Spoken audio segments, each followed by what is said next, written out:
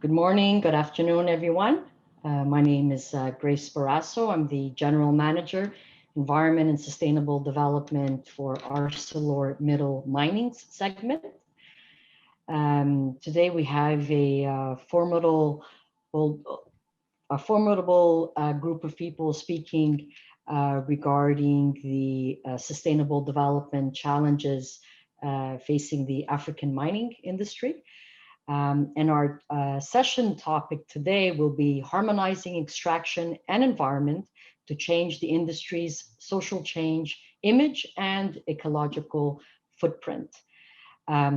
We have Tracy Cooper, who is the Executive Director of Mining Dialogues 360, Christelle Coupa of Uasiano Capital, and Jacqueline Musitois of Kaleen Hill Resources. So we'll be having a discussion with these three panelists on the sustainability performances of mining in Africa.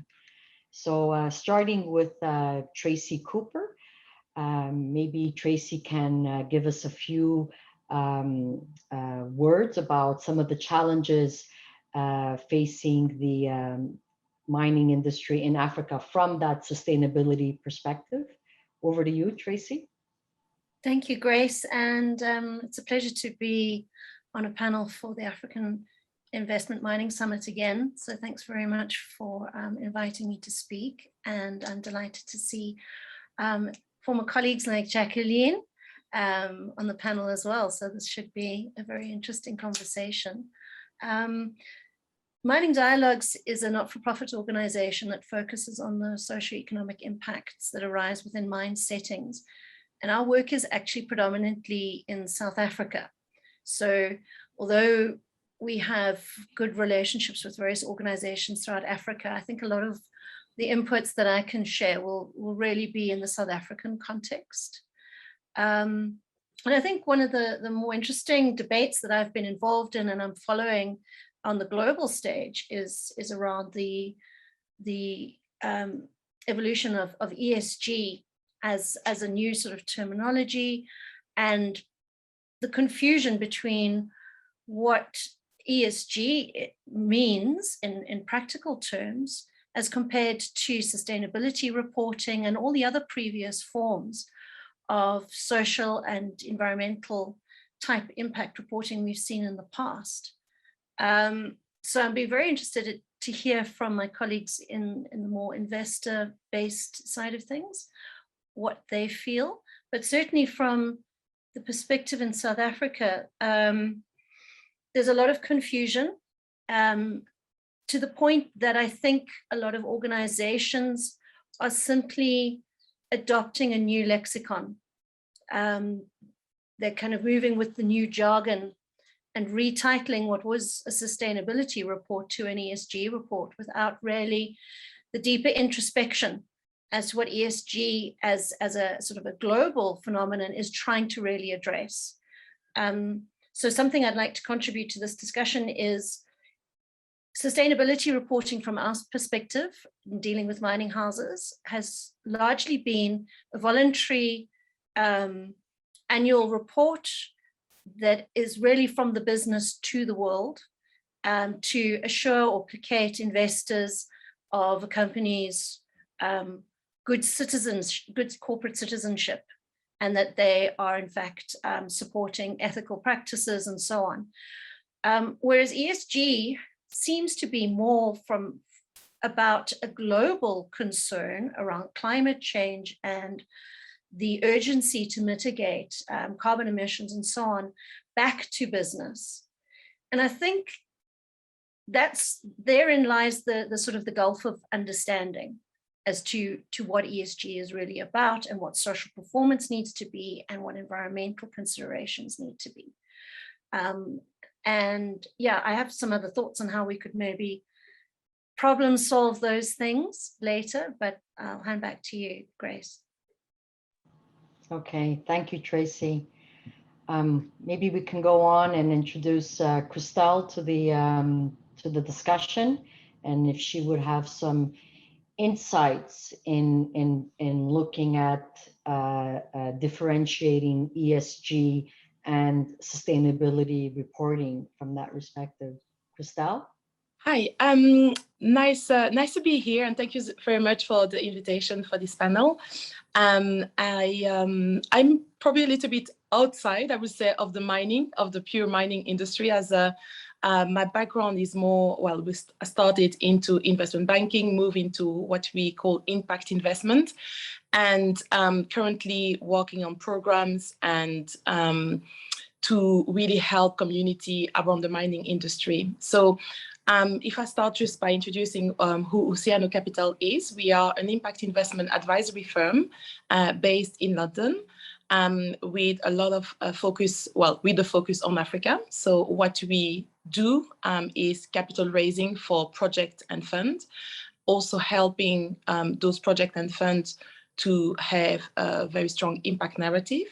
We do come alongside European investors, US investors, and to some extent also Far East investors to come and work within different segments such as agriculture, renewable energy, and so on. Very recently, recently about kind of over a year, just before the COVID, we decided also to join force and really come into the mining sector, to really come and help the mining sector to possibly help and focus on the community that live in and around the mining sector, and trying to see how impact investment can come and help the mining to alleviate issues that they can face. So I have a different background. Of course, I've not worked in the mining. It's relatively new, but we do work in the community and building the community. So this is where we come from. And we'll probably go into more details of how we do it, our approach, and the partners that we are working with. We are focusing for the first country in this particular project in the DRC. It's a rather interesting country in terms of the mining. There's a lot that needs to be done, and I'm hoping that we'll be able to succeed and also move our effort into other regions in Africa. So that's from now. Thank you, Christelle. So interesting insight, and we know that the push for ESG compliance is still gaining ground in many African countries. So how can governments demand better performance from investors? And on that note, I'll hand it over to Jacqueline to perhaps shed some light on. Thank you so much, Grace. And it's great to be on the panel. And as Tracy said, it's great to reconnect and really think through issues that are really important to the sector and that I think need to be resolved sooner rather than later. I think jumping on Tracy's comments about the urgency of climate change and the sudden push for ESG, I think we need to be careful right now because there obviously is this, focus on the environment, but we are forgetting the social aspects and many of the governance aspects in the sector, which are as important as the environmental aspects. And so now as we lead up to COP26 and all of the commitments that are being made, unfortunately, we're not putting the people first. And in a lot of mining communities, it's really putting the people who work in those mines, live around those mines, that are affected by, the climate impacts, not only of the mining sector, but of, terrible environmental decisions made prior to the mining projects. And, these people, I think it is important to really kind of start with the people. And I think once we solve the people problem, we will start to find solutions for the environment and how to make things work, rather than starting with the environmental factors and then putting the people within that. So I think that there's a design issue that needs to be reconfigured to make sure that we are actually getting to the heart of, the problem, which is making sure that people thrive within the communities that they live in. Now, the ESG movement, I think, is interesting, and I think it luckily is shining light on issues that a few companies have been working on over, the course of their mining journeys within, especially the African context. But what hasn't necessarily been put at the forefront is what governments need from investors that are coming into their countries. Of course, you have environmental obligations, but I think once again on the social side, I think this is an interesting opportunity for governments, especially in Africa, to really work with mining companies to sit and outline what needs to be done.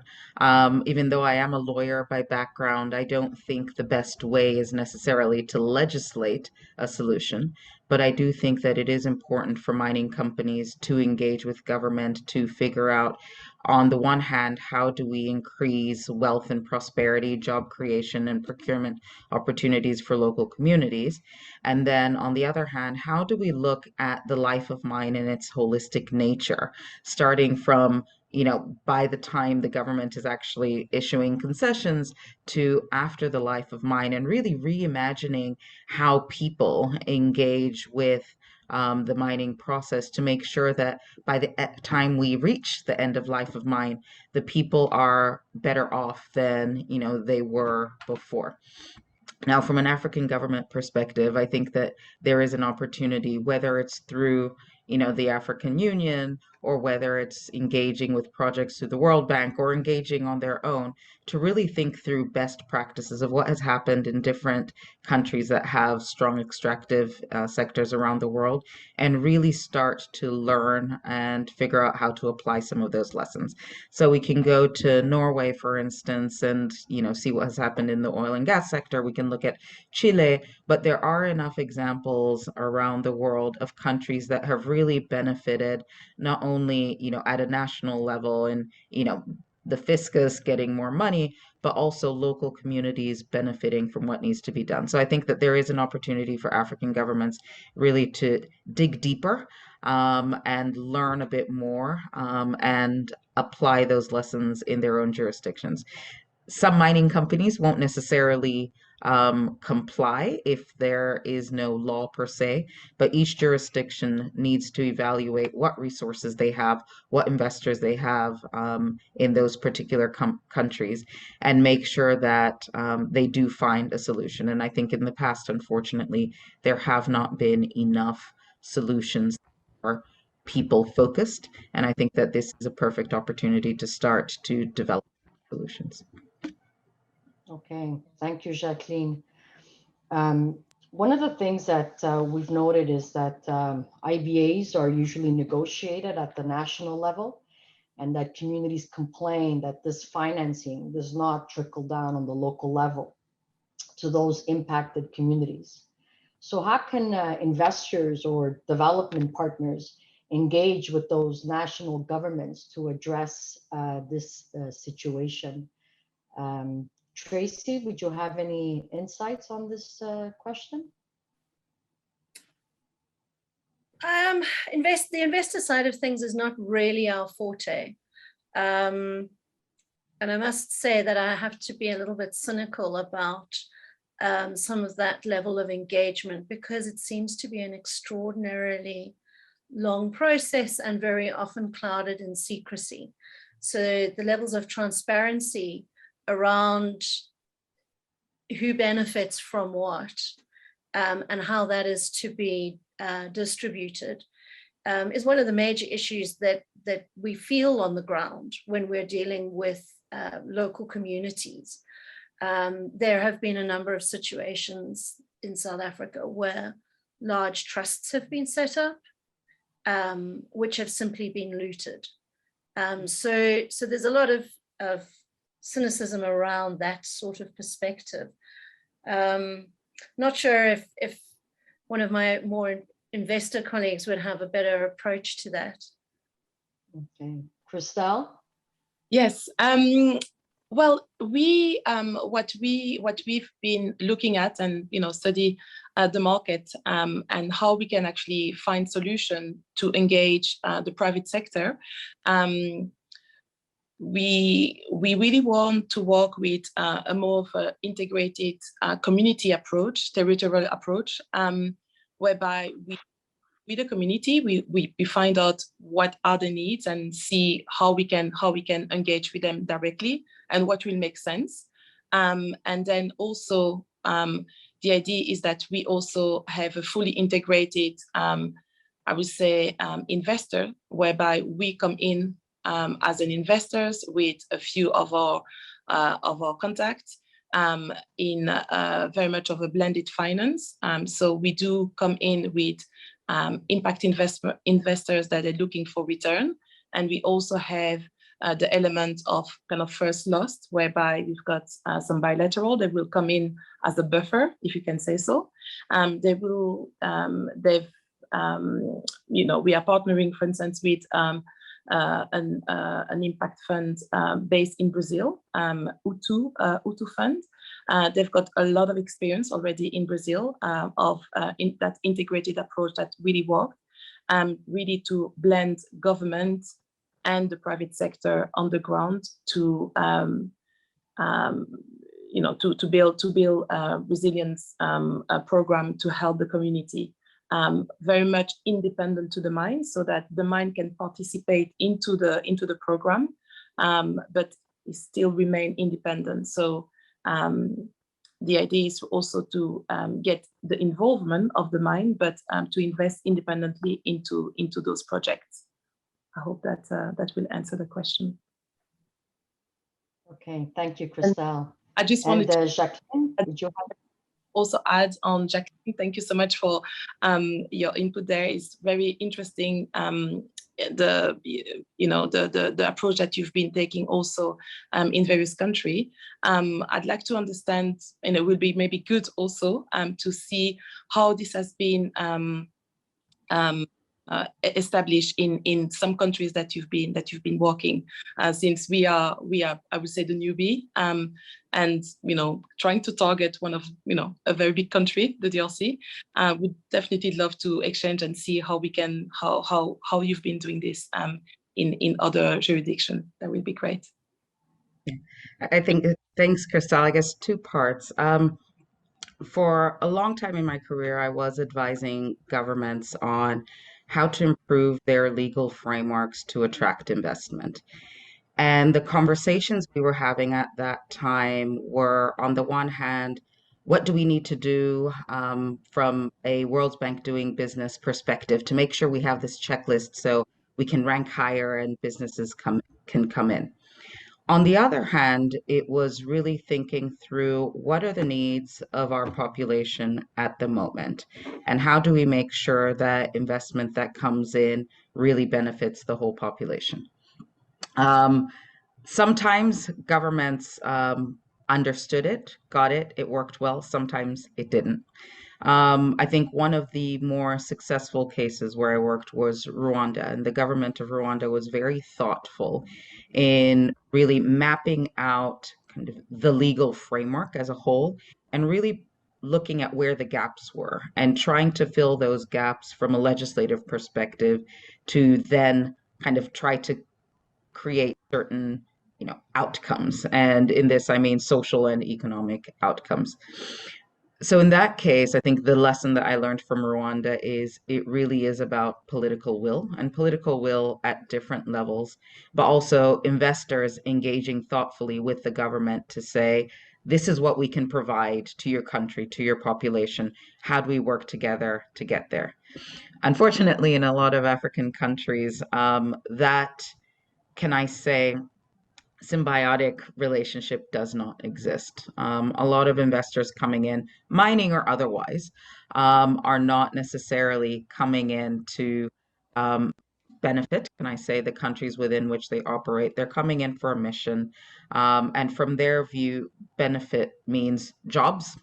It means we're paying our taxes, and it's very simplistic in nature. Now, I think part of this conversation around sustainability and ESG, I think, starts to poke holes in that to really say, what else do governments need? and what else will make businesses successful in the countries that they're operating in. With Kaleni Hill Resources, the company that I started, what we're looking at is really providing support to investors from a holistic perspective. So it's really how can you move into a particular jurisdiction and be ethical in the way that you work there. And so that doesn't mean we're reducing it to, here are the metrics and this is what is required, from different indices, but really looking at the needs of the people within, those particular communities, married to what the governments need, but then also being conscious of what investors in our particular clients' companies need. And then the last point is really around having enough transparency to engender trust. And I think that this lack of trust within the mining sector makes it very hard to operate because, people just, people come in very defensive when having these conversations because they do not trust companies to do good by them because companies haven't done good by them in the past. So, having said that, I think there's also a balance. What I'm noticing also is this conversation is really being pushed by companies that, can I say, are listed in Western countries. And it's not necessarily all investors that are coming in. And as we know, the mining sector in Africa, at least, is, dominated not only by Western companies, but there's China, there's Russia, there are Gulf companies, and we can kind of go down the Brazil. So there are a number of countries that have different business models and how they kind of come in and invest. So on the Chinese side, there are a lot of state-owned enterprises, and the state-owned enterprises in China come under an umbrella that governs their conduct and behavior. Whilst the conversations around ESG are really growing in the Chinese setting, what I'm yet to see is how those are going to come into play, within an African context. I haven't seen this conversation come up from investors from, other parts of the world. So, which is why at the moment, I think that there is a strong onus on governments in Africa to really push the needle to say these are our needs. How can you investors from different countries really fall into this because this is what we see as important, whether we're saying, here are NDCs and we're going to start with the environmental conversation, or whether we're saying it's social or related to heritage. But I do think that with the lack of any structure and every company deciding what works best for it, I think government can definitely play a role in just providing a framework within which companies can operate. Thank you. Thank you, Jacqueline. So, but on that note then, is the sustainability movement in the mining sector sustainable, or will the hype die down? Back to you, Jacqueline. I'll start quickly, but Tracy had her hand up. I think we will see, right? Businesses investing in Africa, I think, will start to focus more on sustainability, whether it is within the context of, the SDGs, which are coming up in, just a few years in 2030, or whether it's thinking through from a longer term, how do they survive within these contexts. I think a lot will be determined by what their investors are pushing in the countries that they originate from, what their customers are pushing, and ultimately what local communities and governments are pushing. So I think it will continue to be a conversation. How deep it'll be, I think, is what we need to question. We've already seen a lot of backlash in the media about ESG and whether it's working or whether we're greenwashing and, all the confusion. And that conversation is still at a global level. We're yet to see it really dominate countries outside South Africa in the African context. And so what I do expect is more companies to feel the pressure and to start those localized conversations in, mining jurisdictions like the DRC, like Zambia, like Guinea. And so I see these conversations happening. What sustainability will look like in an African context, I think, is yet to be defined. Thank you. Tracy, over to you. Yeah, I just wanted to add on some of the points that Jacqueline touched on, you know, with regards to sustainability and how it's been reported on to date.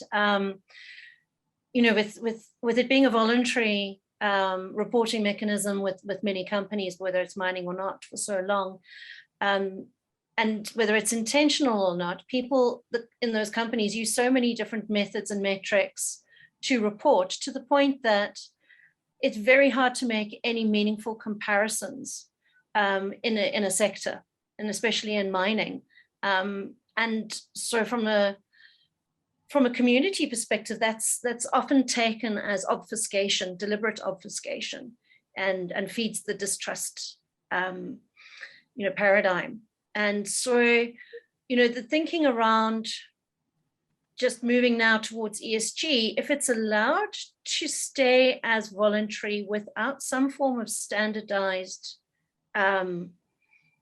metrics and indicators, are we pushing it too far towards compliance, where it again becomes a tick box exercise and it reduces the potential impact it should be having?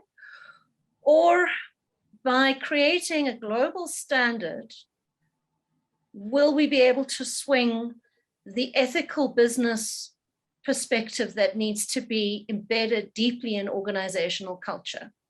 Because I'm not sure, you know, which way is going to have the intended positive outcome. And I mean, one thing I can foresee happening and coming down the track in the next few years is that, you know, companies who are not already integrating ESG practices in their organization and in looking at their footprints and so on, won't have a competitive advantage in tender processes, whether they be government or large-scale mining companies and so on.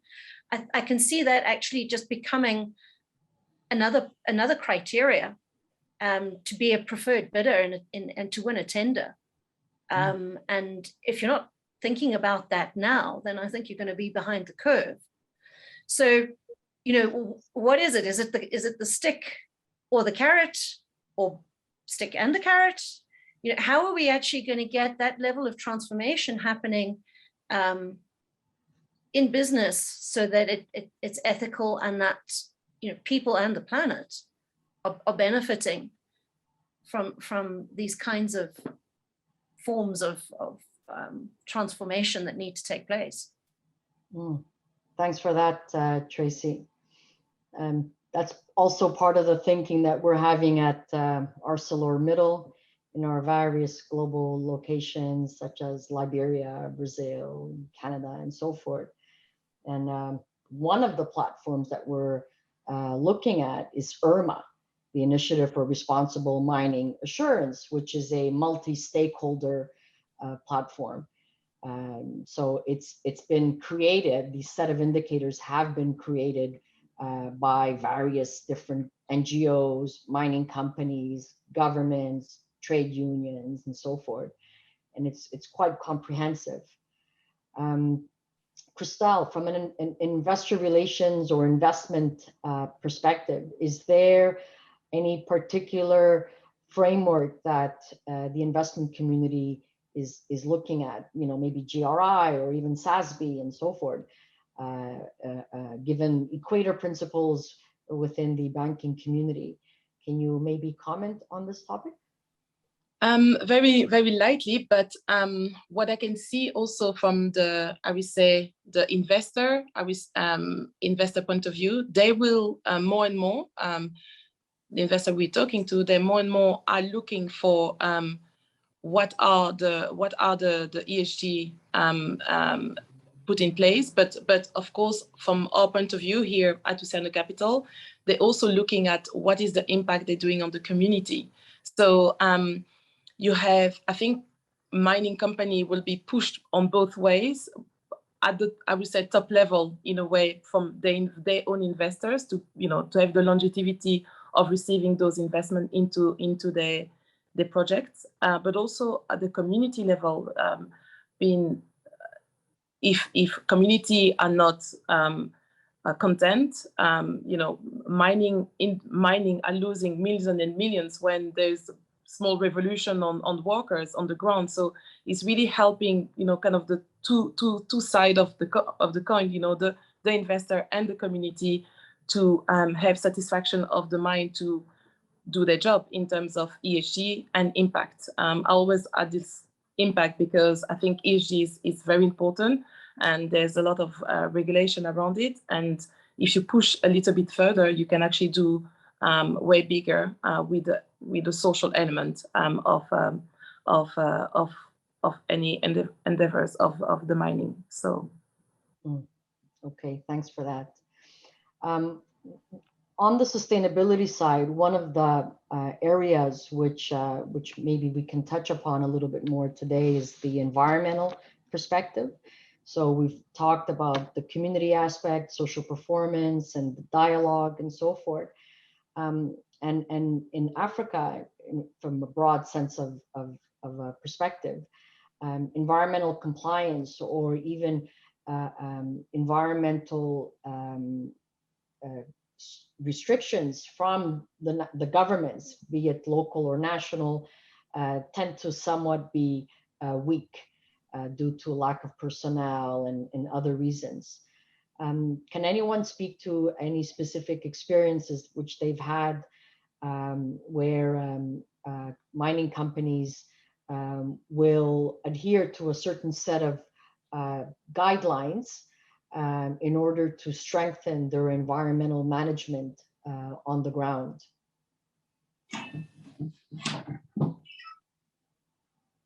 Are there any comments, maybe from Tracy? Well, outside of the glossy reports, it's difficult to come up with positive examples of environmental adherence. In South Africa, we have a huge issue with mine closure and rehabilitation. And part of the problem is that various pieces of legislative regulation need to be authorized by two different government departments, one being the Department of Mineral Resources and Energy, and the other one being the Department of Environmental Affairs. And they're both involved in various aspects of a policy called the NEMA Act. And yet, those departments very rarely engage with each other, speak to each other, or know whether the right hand is what the left hand is doing. And so a lot of companies struggle to get the right kinds of approvals, permissions, inspections signed off, that sort of thing, and are left by and large to their own devices. And if you have a conscience and you're a good company, you sort of stick to the rules.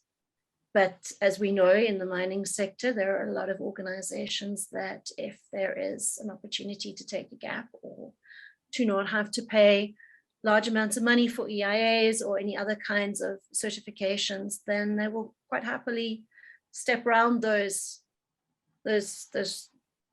obstacles and find the loophole. So in many instances in South Africa, we're having communities themselves rising up and forcing the issue with regards to the environment. So there's a well-documented case study around the Kolobeni community on the east coast of South Africa, where an Australian mining company wanted to mine the mineral sands, and the community have been pushing back against that for 15 years.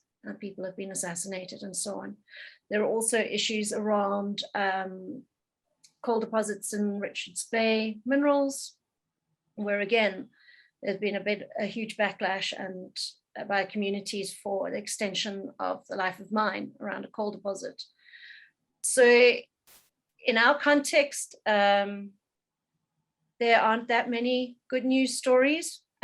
We haven't really, I think, issued a mine closure and rehab certificate for more than 15 years in this country. We have a lot of mines on care and maintenance or abandoned, which then opens the door to artisanal miners who are simply looking to scratch a living, and with all the attendant health issues, risk to life, and potential criminality that then brings. So sadly, in the South African context, I'm not really aware of tremendous positive examples to share on the environmental side. Okay, thank you, Tracy. Grace, I think I'll go ahead and jump in. I think the challenge with the environmental side is a lot of times we don't see it until it's really serious. And so what we've seen is, companies continue to do work and they work, and it's either once we get to closure that we find out, terrible things have happened and, they're not really going to stay and rehabilitate the land, or there's something so extreme. So for instance, the recent pollution case in, DRC Angola, which made the news. And so the problem is it's always something that is just really extreme and, hits people really hard at that moment. I'm not aware of most companies that I know of that I've dealt with do what they're supposed to do according to the laws of that country. So they do have a list that whatever local environmental authority gives them, and they do comply with what's on that list. Unfortunately, as you mentioned, Grace, either because of lack of capacity locally or the lack of the ability of government to enforce, or just a low bar by different jurisdictions, they aren't really forced to do their best. They end up doing the bare minimum. And so I think the challenge over kind of the next decade, as we see a lot of mines come to the end of life of mine, I think we will start to have more visibility on environmental impact. I think something that has been pretty monumental in the past couple of years was the Vedanta case in Zambia, where several plaintiffs within a mining town in Zambia, rather than going through the Zambian courts, ended up going to the courts in the UK to seek redress. And their excuse for not going to Zambian courts and going to the UK was they thought that going to UK courts would actually make Vedanta comply with the ruling much more than a Zambian court. But what was monumental was the fact that UK courts decided that they actually do have jurisdiction over Vedanta because Vedanta is listed in the UK. And so I think this idea of the long arm of the law, I think we will see more in the future. And, I think a lot of local communities will really try to seek redress from foreign jurisdictions that have more bite, can I say, to companies that are listed within those jurisdictions. Now, as we've seen with COVID-19, a lot of companies are closing up shop within the UK, moving to other jurisdictions. So let's see what happens post COVID, but I think that there are a lot of corporate reorganizations that might be impacted differently based on the jurisdictions that they decide to choose for their listing. Thanks for that, Jacqueline.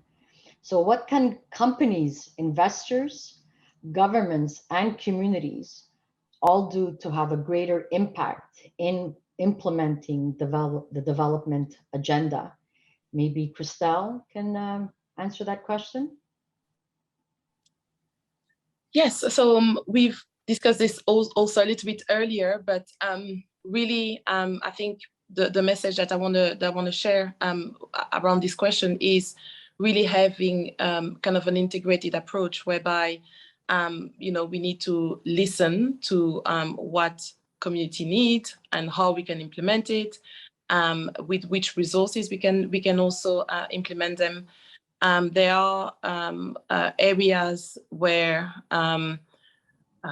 we for instance are focusing on empowering women that are working on small-scale mining as well. They want to either have a better condition, or they want to possibly work in another segment of the environment within the community. So how we integrate that is, as I said before, was to bring different type of investors, bring also different type of local enterprises to also come and train those women or train those community to become either entrepreneur, or they can also come in and get some further training, because there is of course a lot of work in the mine, but also around the mining and other segments. So it's about also partnering with local expertise. I think that's very important also to integrate that within projects. Okay, thank you. And maybe Tracy could share some insights on some of the work that Mining Dialogue is doing in those mining affected communities in order to forge a better relationship. Tracy? Thanks, Grace. Yeah, in these conversations, I find that we're either speaking at a very high level about things that conceptually are not the daily reality of a lot of people who work in the sector, or we're speaking from the community level, the people who are really being impacted and are protesting at the gates to get their rights heard. But there's this missing middle, and there are so many different size organizations that are involved in the value chain of mining, who I think kind of see themselves outside of a lot of these conversations. They're just doing their job, they're supplying their products and services and that sort of thing. But interestingly, we have recently been doing a social impact assessment on a large mining company's procurement spend, because in the South African context, there are targets around local procurement and how local is local. Is it in the shadow of the headgear, or is it within a province, or whether it's national, and so on. And this has been really interesting because the impacts are not really easy to assess, because the big problem is that people don't start with the baseline. They start a program which they want to then measure the impact of 3 years down the line, but they don't have a baseline.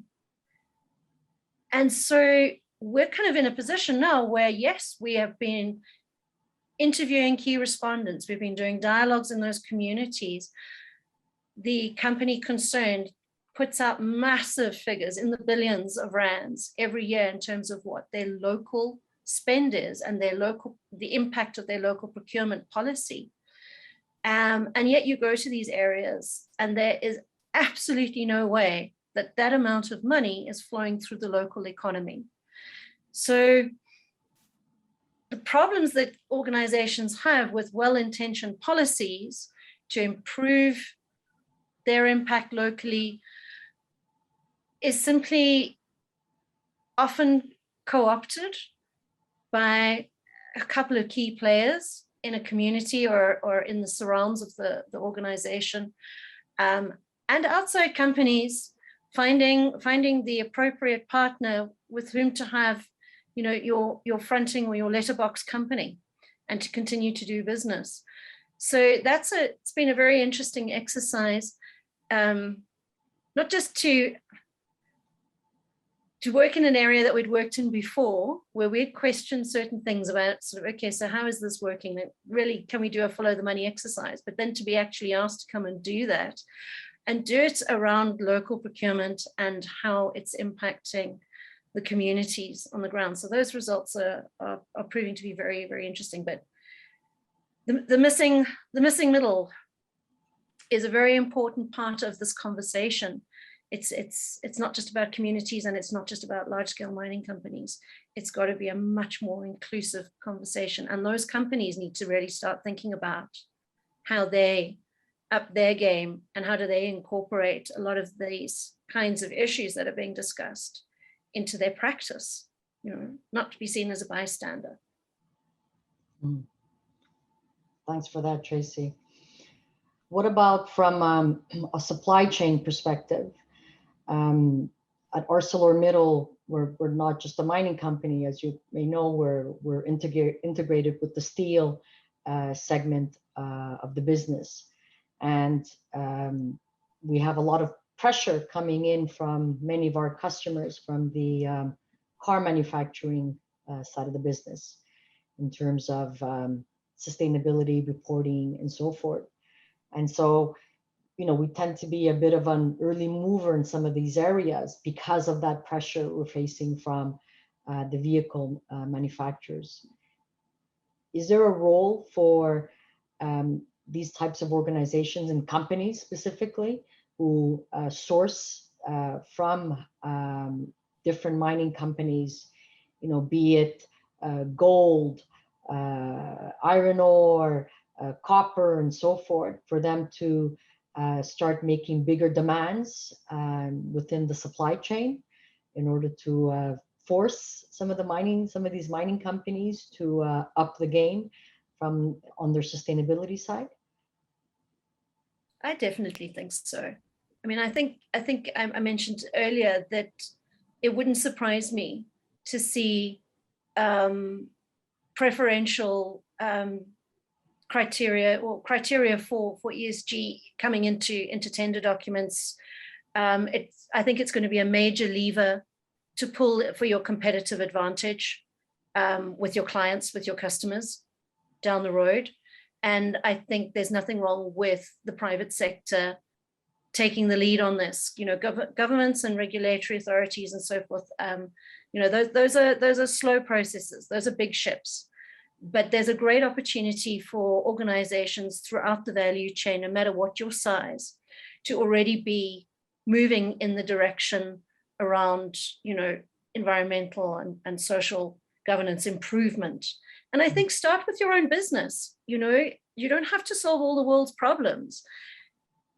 Do a discovery and diagnostic process, no matter what the size of your company, inside your own organization. You'll often find that by really having a creative engagement process with the people in your company, you'll discover a whole lot of interesting ideas and solutions-orientated thinking that you never potentially thought of tapping into. And the interesting thing about that is that people are not just in a company. They go home and they talk to their families and they talk to their friends. Now, if this kind of communication is starting to flow through a society, by having started that discussion in your company, we're already starting to change the dynamic. And I think that those kinds of steps are very doable and very easy to initiate right away. Thanks for that, Tracy. Grace, Jacqueline, I think, would you like to add? yeah, just to add on, I think the pressure is already starting. So within the environmental context, conversations around scope 3 emissions are, really kind of getting companies to think, we figured out ourselves in scope 1 and 2, but what about the rest of our supply chain?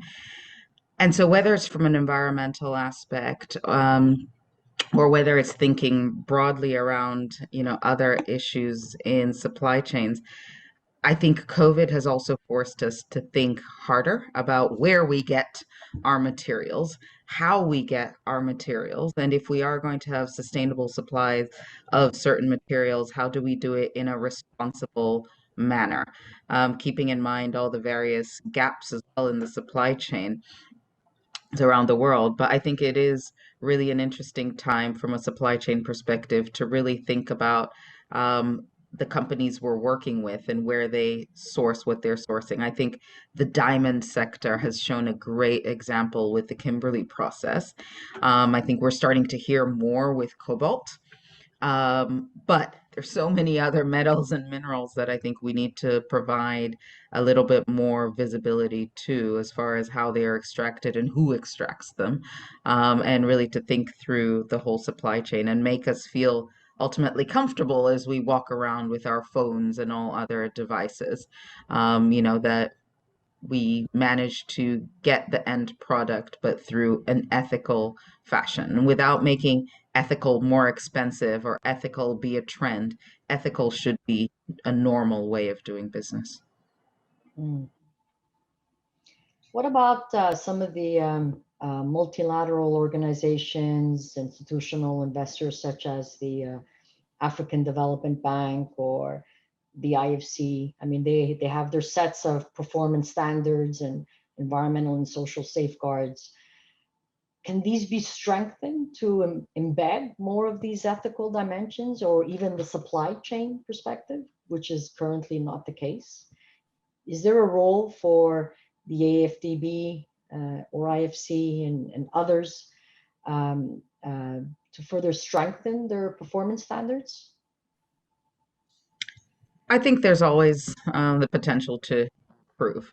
But I think what the multilaterals have done is really provided a foundation that we can all kind of move from.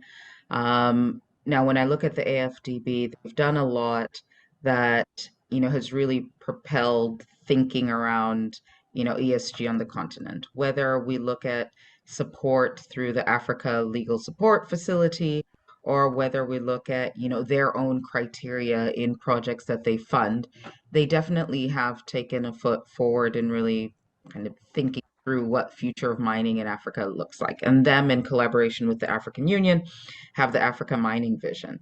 But once again, that's at this level. I think the question is, how do we make sure that individual countries have the capacity? And when they don't have the capacity, they are able to get the capacity from somewhere to support them in their needs. The Africa Legal Support Facility does that from a contracting perspective. And so any legal questions a country might have, they do support in providing resources to help countries think through. But above and beyond the legal framework, there is implementation that is attached to that. And sometimes it is in that enforcement where things kind of fall apart. So there is a role for multilaterals. There is a role for additional technical assistance. But ultimately, I think all mining jurisdictions, at least within the African continent, have been doing so for several decades. So the question is, how do you also put back resources that you've gained over time to improve your own capacity? Because we can't rely on support from multilaterals or donors forever. I think it's important for countries to start thinking forward about how to not only improve their own capacity, but also how to start thinking next steps. What happens after mining? Okay, thank you for that, Jacqueline. And maybe ask Christelle to give a few closing remarks, a wrap up. Christelle, do you have any last words that you'd like to add to this conversation? Well, what I'm really hoping here is that from this conversation and many other conversations that has been going around, with ESG and impact, we are always obviously looking for partners to come in for building those projects, building those community, and also participating into setting up new rules for the minings alongside with the government. I think, working really strongly alongside the government, local governments are very important. Yes, that's really the work that we are trying to achieve at Oceano, and I'm sure with my dear colleagues as well. Okay, thank you. And Tracy, any last words?